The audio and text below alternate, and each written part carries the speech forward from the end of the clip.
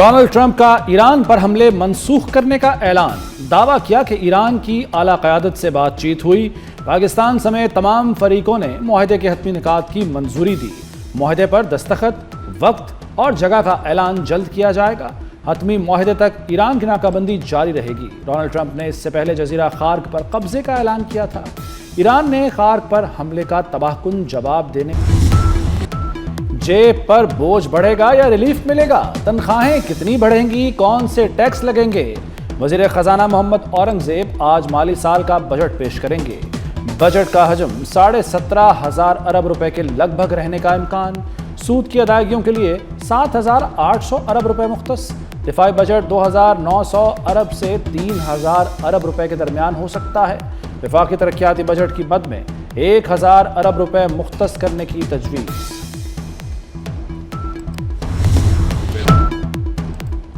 4% شرح نمو کا ہدف حاصل نہ ہو سکا۔ معاشی ترقی 3.7% رہی۔ اقتصادی سروے جاری۔ قرض کا حجم جی ڈی پی کے 68.5% تک پہنچ گیا۔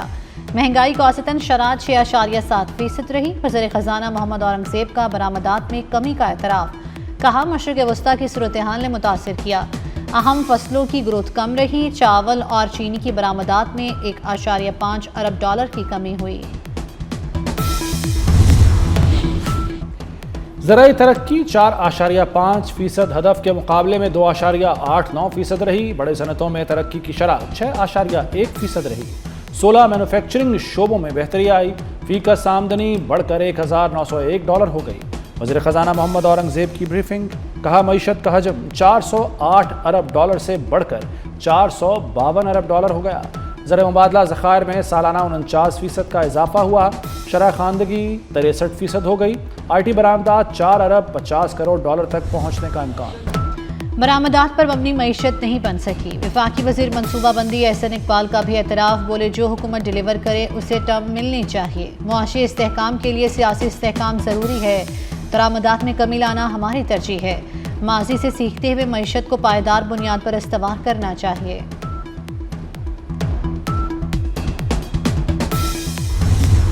بانی پی ٹی آئی سے ملاقات نہ ہوئی تو بجٹ اجلاس کا بائیکاٹ کریں گے۔ Chairman P T I barrister Gohar کی دھمکی۔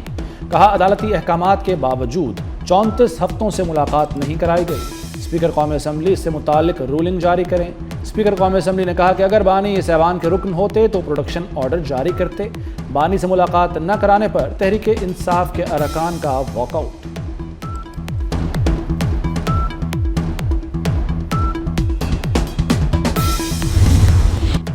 مظفر آباد ہیلی کاپٹر حادثے میں شہید اہلکاروں کی نماز جنازہ ادا۔ نماز جنازہ راولپنڈی کے چکلالہ گیریزن میں ادا کی گئی۔ وزیر اعظم شہباز شریف، فیلڈ مارشل سید آصف منیر کی شرکت، اسحاق ڈار، خواجہ آصف اور اعلیٰ سول اور عسکری حکام کی شرکت۔ وزیر اعظم نے کہا کہ پاک فوج کی قربانیاں ناقابل فراموش ہیں۔ قوم شہداء کے اہل خانہ کے ساتھ کھڑی ہے۔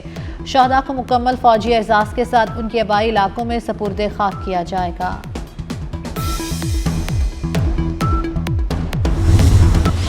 فیلڈ مارشل سید آصف منیر سے ترک بری فوج کے کمانڈر جنرل کی ملاقات۔ دفاعی تعاون، علاقائی سیکیورٹی اور پیشہ ورانہ امور پر تبادلہ خیال۔ دونوں ممالک کا دفاعی اشتراک مزید مضبوط بنانے کا عزم۔ ترک عسکری قیادت کی پاک فوج کے علاقائی امن کے لیے کردار کی تعریف۔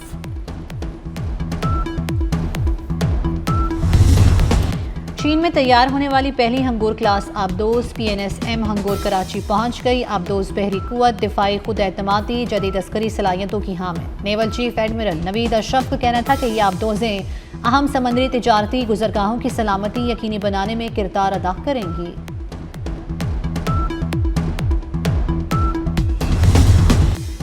وزیر داخلہ محسن نقوی کا پشاور میں خیبر پختونخوا پولیس کے ہیڈ کوارٹر کا دورہ۔ یادگار شہداء پر حاضری، پھول رکھے اور فاتحہ خوانی کی۔ محسن نقوی نے شہداء کو خراج عقیدت پیش کیا۔ وزیر داخلہ نے جدید ٹیکنالوجی سے لیس ڈرونز، اسلحہ، نائٹ ویژن گنز اور دیگر آلات کا معائنہ کیا۔ آئی جی خیبر پختونخوا پولیس نے جدید آلات بارے بریفنگ دی۔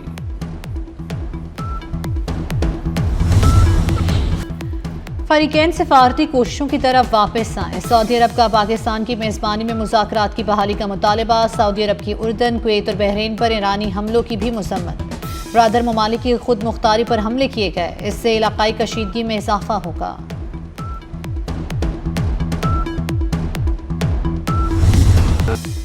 پاکستان کا ایران امریکہ کشیدگی پر تشویش کا اظہار، فریقین پر ضبط و تحمل اختیار کرنے پر زور۔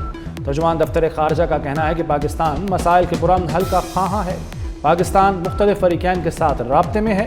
وزیر داخلہ محسن نقوی نے حالیہ دورہ تہران میں ایرانی قیادت کو خصوصی پیغام پہنچایا، امن کو ایک اور موقع دینا چاہیے، مسائل کا حل بات چیت میں ہے۔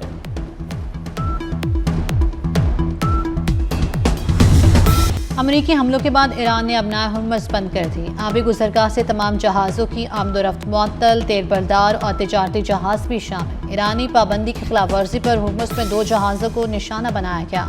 ایرانی فوج نے ہرمز سے جہاز گزرنے کا امریکی دعویٰ جھوٹ قرار دے دیا۔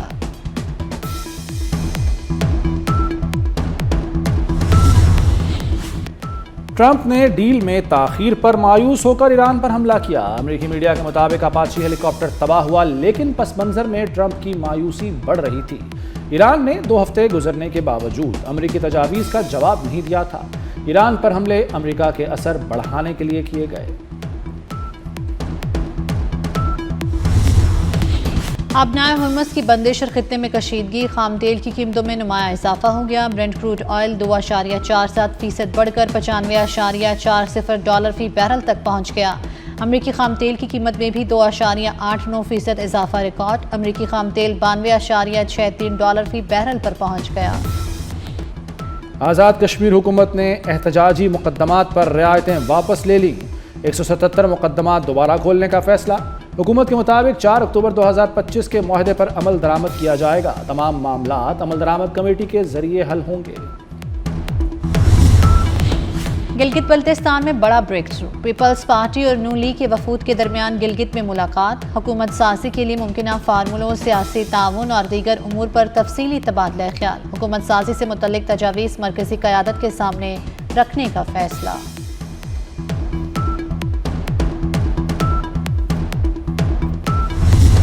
وزیر داخلہ محسن نقوی کا نیشنل پولیس اکیڈمی منصوبہ جلد مکمل کرنے کا حکم۔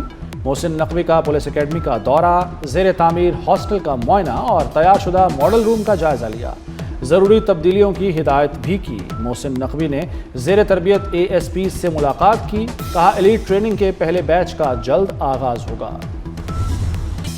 ورلڈ کپ میں تجربے کا جادو، 40 سال سے زائد عمر کے 8 کھلاڑی میدان میں، میسی، رونالڈو اور کریگ گورڈن ایکشن میں نظر آئیں گے۔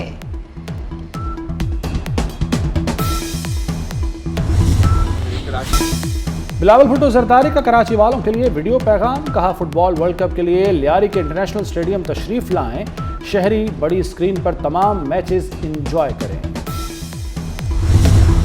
فیفا ورلڈ کپ میں میڈ ان پاکستان فٹ بال کی دھوم، ورلڈ کپ کے لیے فٹ بال ٹریوانڈا اسکیلکوٹ میں تیار کیا گیا ہے۔ گزشتہ 10 فیفا ایونٹس میں پاکستانی فٹ بال 8ویں بار استعمال ہوگا۔ نئے فٹ بال میں جدید AI سینسر بھی نصب کیا گیا ہے۔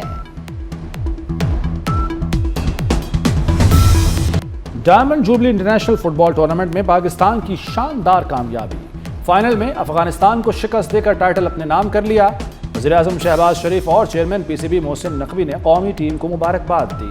وزیراعظم نے کھلاڑیوں کی کارکردگی کو سراہا، جبکہ محسن نقوی نے کہا کہ فٹ بالرز نے ملک کا نام روشن کیا۔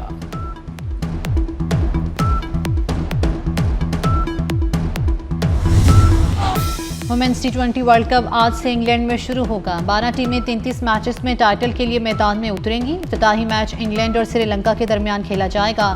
پاکستان کا پہلا میچ اتوار کو بھارت کے خلاف ہوگا۔ اور عقیدت کے چراغ روشن، پاک پتن میں حضرت بابا فرید الدین مسعود گنج شکر رحمۃ اللہ علیہ کا سالانہ عرس شروع، 15 روزہ تقریبات کا باقاعدہ آغاز ہو گیا، ملک بھر سے زائرین کی آمد جاری۔